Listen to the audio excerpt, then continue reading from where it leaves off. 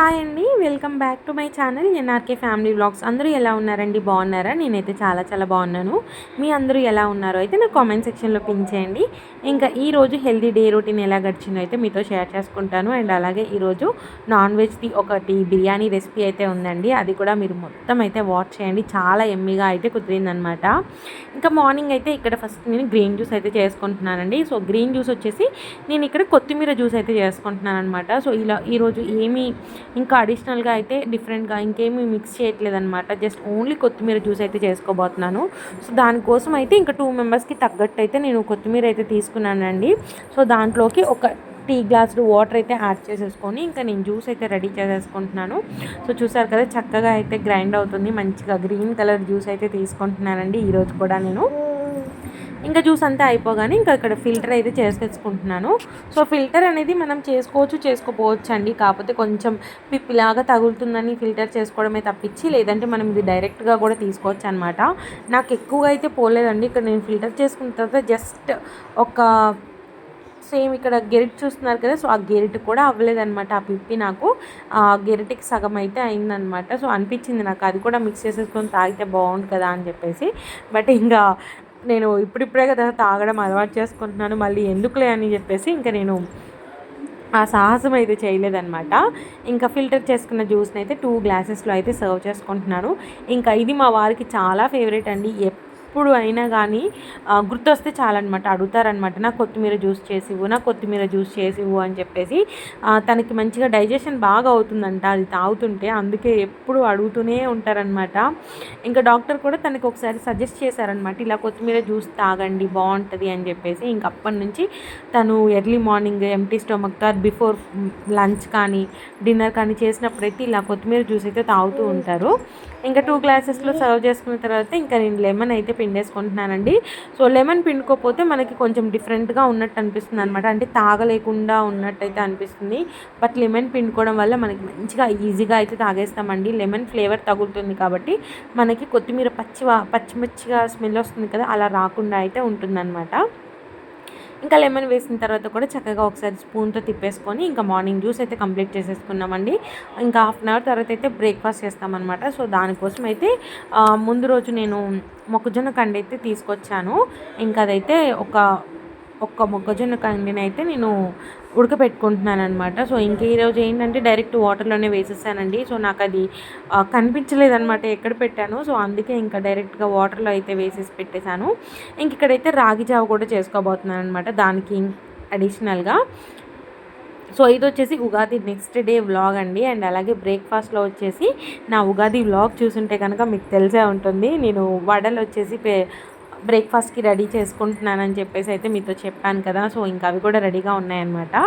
దాంతోనే నేను ఇంకా రాగి జావా అండ్ అలాగే మొక్కజొన్న కండి అయితే తీసుకోబోతున్నాను అనమాట. సో ఈరోజు బ్రేక్ఫాస్ట్ నాకైతే చాలా హెవీగా అనిపించిందండి.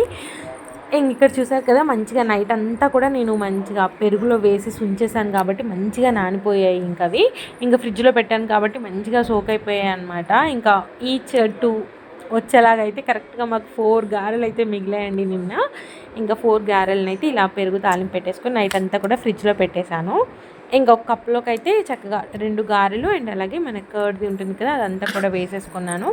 ఇంకో దాంట్లోకి వచ్చేసి రాగి జావ కూడా రెడీ అయిపోయింది కదండి. సో రాగి జావ కూడా యాడ్ చేసేసుకుంటున్నాను. అయితే రాగి జావలో పెరుగు కూడా యాడ్ చేసుకోవచ్చు, బట్ నేను ఇంకా పెరుగు అయితే యాడ్ చేయలేదన్నమాట. సో ఇట్లా జస్ట్ ఒక కప్కి రాగి జావ అయితే తీసుకుంటున్నాను. రాగి జావ తీసుకోవడం వల్ల మనకి మంచిగా కాల్షియం అయితే వస్తుందండి. ఇక్కడ స్వీట్ కార్న్ కూడా తీసుకుంటున్నాను. సో స్వీట్ కార్న్లో మంచిగా మనకి ఫైబర్ అనేది వస్తుందన్నమాట. ఇంకా అలాగే ఒక 5 to 6 అయితే బాదం పప్పులు అయితే తీసుకున్నానండి. ఇంకా ఈరోజు వచ్చేసి బ్రేక్ఫాస్ట్ ప్లేట్ అయితే హెవీగా అయితే రెడీ చేసుకున్నాను.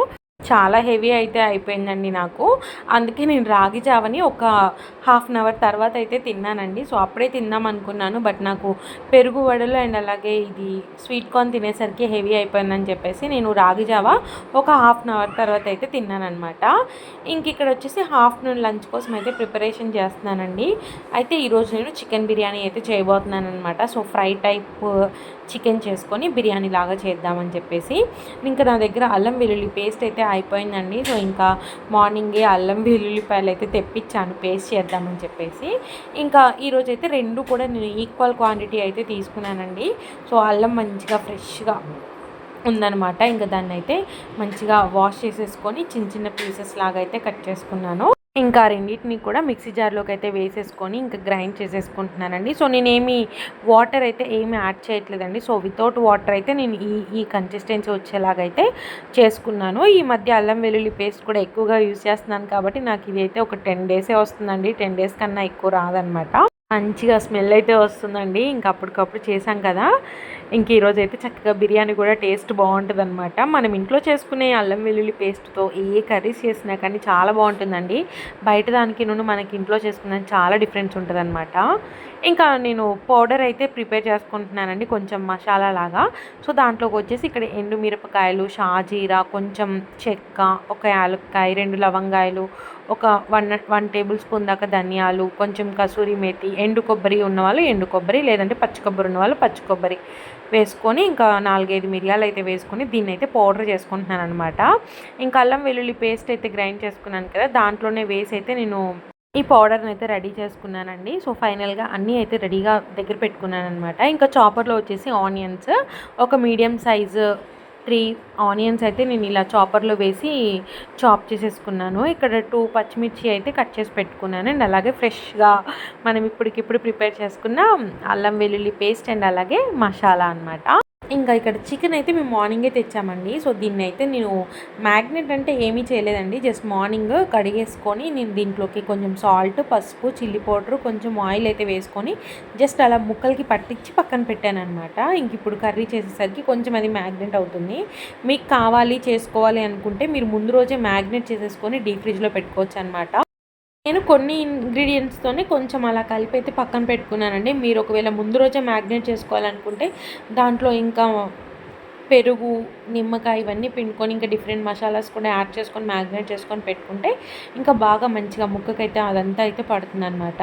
ఇంకా బిర్యానీ చేయడానికైతే నేను ఈ బౌల్ అయితే పెట్టుకున్నానండి. సో దీంట్లోకి నేను ఆయిల్ అయితే యాడ్ చేసుకొని మనం చాప్ చేసుకున్న ఆనియన్స్, పచ్చిమిర్చి అయితే వేసేసుకొని ఒక 1 మినిట్ పాటైతే మూత పెట్టుకొని ఫ్రై చేసుకున్నాను. సో ఇది కొంచెం ఫ్రై అయిన తర్వాత దీంట్లోకి నేను ఒక 1 టేబుల్ స్పూన్ దాకా అయితే పసుపు అయితే యాడ్ చేసేసుకొని ఆ పసుపు మొత్తం కూడా ఆనియన్స్కి పట్టేలాగైతే బాగా మిక్స్ చేసుకుంటున్నాను. ఇంక తర్వాత దీంట్లోకి అయితే నేను ఒక 1 టేబుల్ స్పూన్ దాకా అయితే మంచిగా అల్లం వెల్లుల్లి పేస్ట్ అయితే యాడ్ చేశానండి. సో దాన్ని కూడా ఇంకా ఆనియన్స్కి పట్టేలాగా అయితే ఒకసారి బాగా మిక్స్ చేసుకుంటున్నాను. ఇంకా ఇది మనకి పచ్చివాసన పోయి ఆనియన్స్ కొంచెం దగ్గర పడేంత వరకు అయితే మూత పెట్టుకొని ఒక 2 to 3 మినిట్స్ అయితే ఫ్రై చేసుకోవాలన్నమాట. ఆఫ్టర్ 2 to 3 మినిట్స్ తర్వాత మనకి చూసారు కదా, ఆయిల్ అయితే చక్కగా పైకి తెరులుతుంది. ఆనియన్స్ కూడా మనకి కొంచెం కలర్ అయితే చేంజ్ అయితే అయిపోయింది. సో ఒకసారి మళ్ళీ ఇలా గెరిటితో అయితే తిప్పేసుకున్న తర్వాత దీంట్లోకి మనం మ్యాగ్నేట్ చేసి పెట్టుకున్న చికెన్ పీసెస్ని అయితే యాడ్ చేసేసుకుంటున్నాను.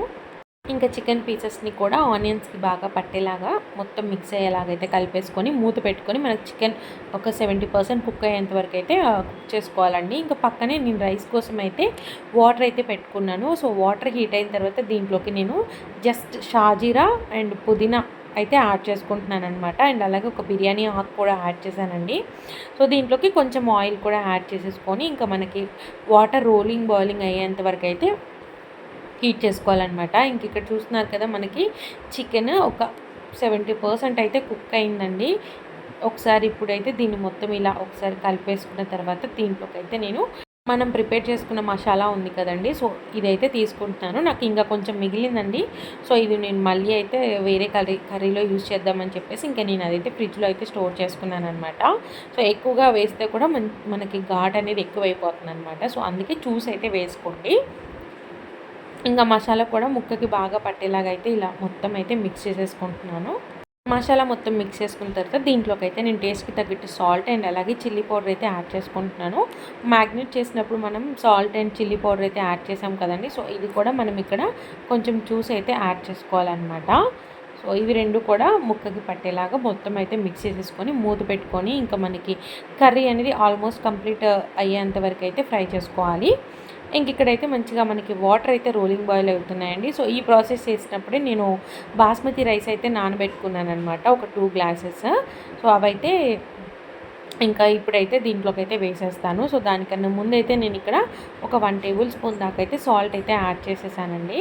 సో యాడ్ చేసుకున్న తర్వాత ఇంకా రైస్ మొత్తం కూడా యాడ్ చేసేసుకుంటున్నాను. రైస్ అంతా కూడా యాడ్ చేసిన తర్వాత ఒకసారి ఇలా కలిపేసుకొని మనం మూత పెట్టుకొని రైస్ని ఒక 80% కుక్ అయ్యేంత వరకు అయితే కుక్ చేసుకోవాలన్నమాట. ఇంకా మూత పెట్టుకొని సో మనకి ఇక్కడ వాటర్ బబుల్స్ ఫామ్ అవుతున్నాయి కదండి. సో ఈ టైంలోనే మనకి ఆల్మోస్ట్ రైస్ అయితే కంప్లీట్ అయిపోతుంది అనమాట. సో ఇంకా ఇప్పుడైతే నేను స్టవ్ అయితే ఆఫ్ చేసేసుకొని నేను దీన్ని ఫిల్టర్ అయితే చేసుకోబోతున్నాను. అయితే నేను ఏ జాలి గంటలో అలా ఫిల్టర్ అయితే చేయట్లేదండి. సో నా ముందు వ్లాగ్స్లో చెప్పాను కదా, జస్ట్ ప్లేట్ పెట్టేసి మొత్తం వాటర్ అంతా కూడా వంపేసుకుంటున్నాను అనమాట. సో ఇలా అయితే ఏంటంటే మనకు ఆ పుదీనా ఆకులు కానీ ఆ షాజీరా కానీ అదంతా కూడా మనకి పోకుండా జస్ట్ వాటర్ అనేది బయటకి అయితే వెళ్తుందనమాట. సో ఇక్కడ ఇలా క్లాత్తో పట్టుకొని ఇలా వాటర్ మొత్తం కూడా తీసేసుకుంటున్నాను. ఇంకా మనకి రైస్ ఇలా అయిపోయిందనమాట. చక్కగా మనకి బగారా రైస్ అవుతుంది కదా, సో అలా అయితే అయ్యిందండి. ఇది మనకి 80% కుక్ అయింది కదా. సో మనం దమ్ పెట్టేటప్పుడు ఏంటంటే మిగతా 20% కూడా కుక్ అయిపోతుంది. సో ఇంకా మనకి వాటర్ తొందరగా తీసేస్తాం కాబట్టి ఆ హీట్కి ఏమీ కుక్ అవ్వదండి. ఇంకా తర్వాత నేను ఫ్రైడ్ ఆనియన్స్ అయితే ముందు ఫ్రై చేసుకోవడం మర్చిపోయాను అనమాట. సో అక్కడ మనకి పక్కన చికెన్ అయితే కుక్ అవుతుంది కాబట్టి ఆలోపు ఫ్రైడ్ ఆనియన్స్ అయితే రెడీ చేసుకుంటున్నాను నేను. ఇంకా చికెన్ చూద్దామండి ఎలా అయిందో. చక్కగా మంచిగా అయితే కుక్ అయిపోయిందండి. సో ఆయిల్ కూడా మనకి పైకి అయితే తెరులుతుందనమాట. సో నాన్ వెజ్ కర్రీస్కి కొంచెం ఆయిల్ ఎక్కువగా ఉంటేనే బాగుంటుందండి, లేదంటే అసలు బాగోదన్నమాట. సో అందుకే మీకు కొంచెం ఆయిల్ ఎక్కువగా అయితే కనిపిస్తున్నట్టు అనిపిస్తుంది. బట్ మనం రైస్ అదంతా వేస్తాం కాబట్టి అదంతా అయితే కవర్ అయిపోతుంది అనమాట. సో నేనైతే ఫ్రై అయితే ఈ కన్సిస్టెన్సీలో అయితే చేసుకున్నానండి. మీకు కావాలంటే ఇంకొంచెం ఎక్కువగా అయితే ఫ్రై చేసుకోవచ్చు అనమాట. సో ఫస్ట్ ఒక బౌల్ నిండా అయితే కర్రీ అయితే పక్కకు తీసేసుకున్నాను, అంటే లేయర్లోగా వేద్దాంలే అని చెప్పేసి. సో కొంచెం కర్రీని ఇలా ఈవెన్గా అయితే స్ప్రెడ్ చేసేసుకొని దీని మీద ఇప్పుడు నేను రైస్ అయితే వేస్తున్నాను అనమాట. రైస్ అంతా కూడా ఇలా స్ప్రెడ్ చేసుకున్నానండి. ఇప్పుడు దీని మీద ఇంకో లేయర్ వచ్చేసి నేను ఇందాక పక్కకు తీసుకున్న కర్రీని అయితే వేసేస్తున్నాను. సో నాకైతే మంచిగా సరిపోయిందండి. ఇక్కడ రైస్కి తగ్గట్టు కర్రీ కూడా చాలా బాగా సరిపోయిందనమాట. తినేటప్పుడు కూడా మనకి ముక్కలు మంచిగా వచ్చాయి. అంటే ఒకసారి కర్రీ తక్కువైపోతే ఏంటంటే మనకి రైస్ ఎక్కువగా ఉంటుంది, పీసెస్ అనేవి రావు కదా. రెండు ఈక్వల్గా ఉంటేనే మనకి బిర్యానీ అనేది బాగుంటుంది. ఇంకా ఆ లేయర్ కూడా వేసిన తర్వాత దాని మీద ఇంకా మిగిలిపోయిన రైస్ ఉంటుంది కదా, సో అది కూడా అంతా కూడా ఫిల్ చేసేసుకుంటున్నాను.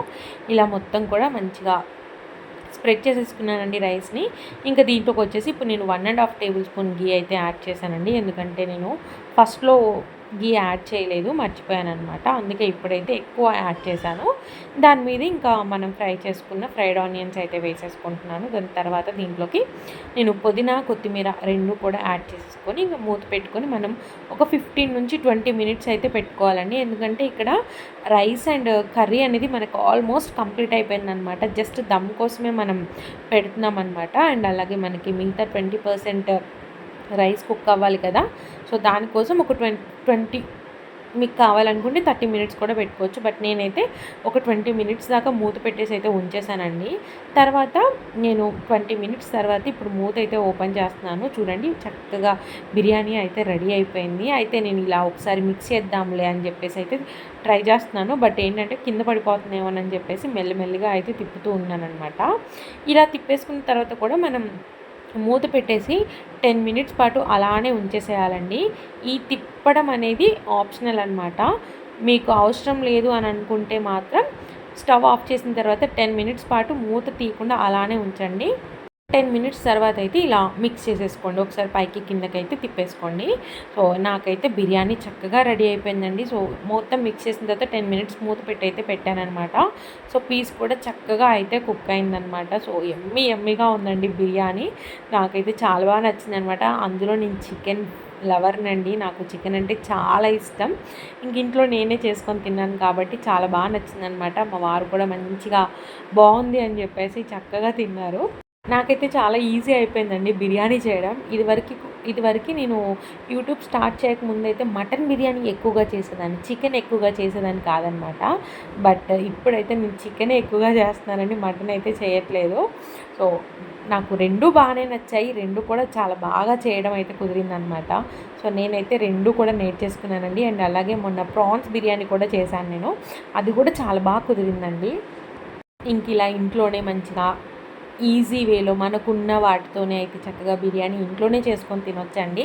మీరు కూడా డెఫినెట్గా బయట ఆర్డర్ చేసుకోకుండా ఇంట్లోనే చేసుకొని అయితే ట్రై చేయండి. రాని వాళ్ళు డెఫినెట్గా మనకి ఒక్కసారి రాకపోతే ఇంకోసారి, ఇంకోసారి రాకపోతే ఇంకొకసారి అనమాట. ఖచ్చితంగా ఒక్కరోజు అయితే సక్సెస్ అవుతారు. అది నేనైతే ఎక్స్పీరియన్స్ చేశాను. ఫస్ట్‌లో రానప్పుడు నేను చాలా బాధపడేదాన్ని. అయ్యో! రాలేదు. ఇంత కష్టపడి చేశాను రాలేదని అయితే అనుకునేదాన్ని. బట్ నాకు చేసే కొద్దీ ఏంటి అనంటే నాకు బాగా పర్ఫెక్ట్ అయిపోయాననమాట. ఇంకా అలా ఈరోజు చికెన్ బిర్యానీ అయితే చేశానండి. ఇంకా ఇప్పుడైతే నేను కర్డ్, పెరుగు చట్నీ రెడీ చేసుకుందామని చెప్పేసి నైట్ మంచిగా పెరుగైతే తోడు పెట్టుకున్నాను. మంచిగా తోడుకుందండి. ఇంకా మీగడంతా కూడా పక్కకు తీసి పెరుగైతే ఒక బౌల్లోకి అయితే తీసుకున్నాననమాట. సో దీన్ని కొంచెం వాటర్ అయితే వేసేసుకొని ఒకసారి ఇలా మిక్స్ చేసేసుకుంటున్నాను. ఉండలు ఉండలుగా లేకుండా స్పూన్తో అయితే మిక్స్ చేసేసుకుంటున్నాను. అయితే ఇంకా దీంట్లోకి నేను బీట్రూట్ తురుమునైతే యాడ్ చేస్తున్నానండి. సో ఇది చాలా బాగా నచ్చిందండి నాకు. నేనైతే సపరేట్గా బీట్రూట్ని సపరేట్గా అయితే తిననండి. అస్సలు నాకు ఇష్టం లేదనమాట. బట్ ఇలా కర్డ్లో కానీ జ్యూస్లో కానీ చేసుకొని తాగుతున్నప్పుడు తింటున్నప్పుడు మాత్రం నాకు చాలా బాగా నచ్చిందనమాట. నాకు ఇక్కడ మిక్స్ చేయాలనిపించలేదండి. సో అందుకే అలానే పెంచేశాను. ఇంకా దాని మీద అయితే లైట్గా కొన్ని ప్రొమోగ్రానైట్స్ అయితే వేసుకొని అలా పెట్టుకున్నానమాట మిక్స్ చేయకుండా. ఇంకా బిర్యానీ అయితే ప్లేట్లో పెట్టుకున్నానండి. అండ్ అలాగే చక్కగా పెరుగు చట్నీ అయితే ఇలా పెట్టుకున్నానమాట. సో పెరుగు చట్నీ అంటే నేను దాంట్లోకి బీట్రూట్ అండ్ ప్రొమోగ్రానైట్ యాడ్ చేశానండి. అంతే, ఇంకేమైతే యాడ్ చేయలేదనమాట. తర్వాత 2 ఆనియన్స్ అయితే పెట్టుకున్నాను. ఇంకా కీరా వచ్చేసి ఒక 4 to 5 పీసెస్ అయితే పెట్టుకున్నానమాట. సో ఇదండి మా లంచ్. చక్కగా ఎమ్మీగా చికెన్ బిర్యానీ విత్ బీట్రూట్ కర్డ్తో పెరుగు చట్నీ అయితే చేసుకున్నాను. ఇంకా సలాడ్ కింద అయితే కీరా అయితే పెట్టుకున్నాను అనమాట. సో అలా మా లంచ్ అయితే కంప్లీట్ అయిపోయిందండి. ఇంకా మాకు అది హెవీ అనిపించిందండి. సో ఈవినింగ్ జ్యూసెస్ అలాంటివి ఏమీ అయితే తీసుకోలేదన్నమాట. సో నైట్ డిన్నర్ వరకు అయితే మేము ఏమీ తీసుకోకుండా అలానే ఉన్నాము. ఇంకా నైట్ డిన్నర్ కూడా మేము ఎలాంటి రైస్ తీసుకోకుండా జస్ట్ పావు బాజీ చేద్దామని అయితే ముందు రోజు నేను బ్రెడ్ అయితే తీసుకొని వచ్చాను. ఇంకా పావు బాజీ చేద్దామని చెప్పేసి నేను ఈ శనగలు, బఠానీ, రాజ్మా కూడా నేను ముందు రోజు నైట్ అయితే నానబెట్టుకున్నాను అనమాట. సో మార్నింగ్ వరకు మంచిగా మనకి నానిపోయాయి. ఇంకా వాటన్నిటిని కూడా జస్ట్ ఇలా ఒకసారి అయితే వాష్ చేసేసుకొని నానిపోయిన వాటిని ఇంకా నాకు ఎక్కువ అనిపించాయండి. సో కొన్ని అయితే పక్కన పెట్టుకున్నాను. కొన్ని అయితే కుక్కర్లోకి అయితే వేసేసుకొని వీటిని బాయిల్ చేసుకుంటున్నాను. సో దీంట్లోకి ఒక 2 గ్లాసెస్ వాటర్ అయితే యాడ్ చేసుకొని ఒక 1 టేబుల్ స్పూన్ దాకా సాల్ట్ అయితే యాడ్ చేసుకొని మనం ఒక 4 to 5 విజిల్స్ వస్తే మనకి మంచిగా ఈ బఠానీ, శనగలు, రాజ్మా ఇవన్నీ కూడా మంచిగా కుక్ అవుతాయి అన్నమాట. సో మనకి పావు బజ్జీలో పక్కన కర్రీ పెడతారు కదండి. సో దాంట్లో ఏంటంటే ఓన్లీ వాళ్ళు బఠానీతోనే చేస్తారు కదా.